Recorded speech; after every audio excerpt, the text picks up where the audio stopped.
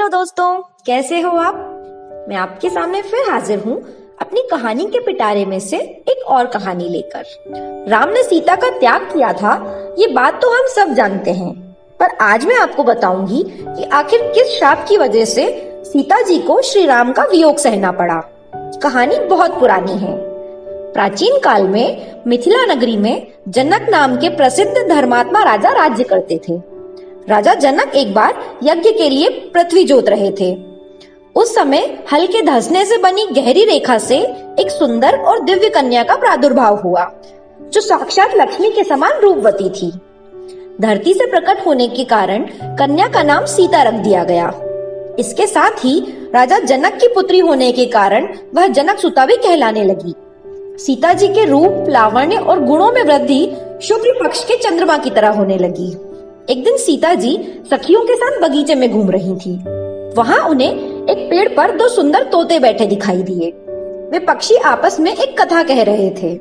तोता अपनी पत्नी को बता रहा था कि इस पृथ्वी पर श्री राम नाम से प्रसिद्ध एक बड़े सुंदर राजा होंगे। उनकी महारानी का नाम सीता होगा। श्री राम समस्त राजाओं को अपने अधीन करके सीता के साथ 11,000 वर्षों तक राज्य करेंगे। धन्य है सीता और धन्य है श्री राम। तोते के मुंह से ऐसी बातें सुनकर सीता सोचने लगी कि हो ना हो ये दोनों पक्षी मेरे ही जीवन की कथा कह रहे हैं। इन्हें पकड़कर इनसे आगे की सभी बातें भी पूछ लेती हूँ। सीता जी ने अपनी सहेलियों से उन दोनों तोतों को पकड़ लाने को कहा। सखियां तुरंत एक तोते को पकड़ लाईं। तब सीता जी ने बड़े प्यार से उसे हाथ में लेकर पूछा, तुम बड़े सुंदर हो, मैं यह जानना चाहती हूँ कि तुम कौन हो और कहाँ से आए हो। राम और सीता कौन है और इसकी जानकारी तुम्हें कैसे हुई? सीता जी के पूछने पर उस मादा तोते ने कहा, हम लोग वाल्मीकि नाम के एक बड़े महर्षि के आश्रम में एक पेड़ पर रहते हैं। उन्होंने रामायण नाम का एक बड़ा मधुर काव्य बनाया है। महर्षि अपने शिष्यों को प्रतिदिन रामायण पढ़ाते हैं। प्रतिदिन सुनते सुनते हमें भी उनकी बहुत सी बातें मालूम हो गई हैं। हम तुम्हें श्री राम का परिचय देते हैं। अयोध्या के महाराज दशरथ ऋष्यशृंग ऋषि को बुलाकर उनसे पुत्रेष्टि यज्ञ करवाएंगे। उस यज्ञ के प्रभाव से भगवान विष्णु उनके यहाँ 4 शरीर रूप धारण करके प्रकट होंगे। ये चारों भाई क्रमशः श्री राम, भरत, लक्ष्मण और शत्रुघ्न के नाम से प्रसिद्ध होंगे। श्री राम महर्षि विश्वामित्र के साथ मिथिला आएंगे और राजा जनक के यहाँ रखा हुआ भगवान शिव का धनुष तोड़कर सीता के साथ विवाह करेंगे। उनके तीनों भाइयों का विवाह भी मिथिला में ही होगा। पक्षी की बातें सीता के कानों में अमृत की वर्षा कर रही थी। उन्होंने कहा, तुम्हारी बातें मुझे बड़ी प्रिय लग रही हैं। श्री रामचंद्र जी कैसे हैं, उनके गुणों का और वर्णन करो। सीता की यह बात सुनकर मादा तोता समझ गई कि शायद ये ही जनक नंदिनी है। फिर भी उसने भोले बनते हुए कहा, श्री रामचंद्र जी का रूप कितना मनोहर है, इसका वर्णन मैं कहाँ तक करूं। वे सब प्रकार के ऐश्वर्यमय गुणों से युक्त हैं। जनक नंदिनी धन्य हैं, जो रघुनाथ जी के साथ हजारों वर्षों तक प्रसन्नता पूर्वक रहेंगी।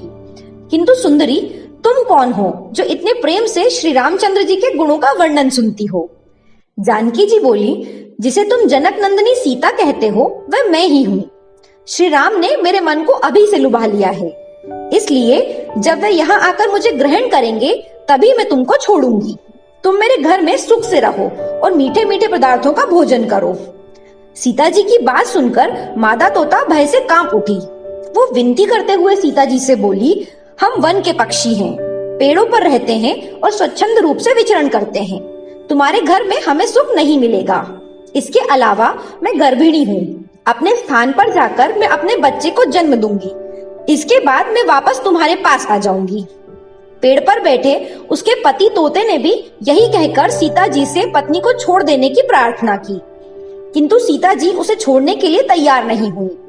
दोनों पक्षी बहुत गिड़गिड़ाए, पर सीता जी बालकों के समान हट पर अड़ी रहीं।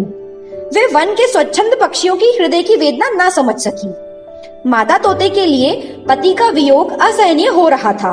वह क्रोध से बोली, मुझको इस अवस्था में तू अपने पति से अलग कर रही है, अतः तुझे भी गर्भावस्था में पति से अलग रहना होगा। ऐसा कहकर राम राम का उच्चारण करते हुए उसने अपने प्राण त्याग दिए। थोड़ी देर बाद पत्नी के वियोग में तोते ने भी प्राण त्याग दिए। इस प्रकार सीता जी के जीवन में आने वाले विरह दुख का बीज उसी समय पड़ गया। पिछले जन्म का बदला लेने के लिए वही तोता अयोध्या में धोबी के रूप में प्रकट हुआ और उसके लगाए लांछन के कारण सीता जी को वनवास का और श्री राम के विरह का दुख भोगना पड़ा। तो दोस्तों, ये थी कहानी सीता के प्रभु राम से विरह की। अगर आपको ये कहानी पसंद आई हो तो इसे अपने दोस्तों के साथ जरूर शेयर कीजिएगा।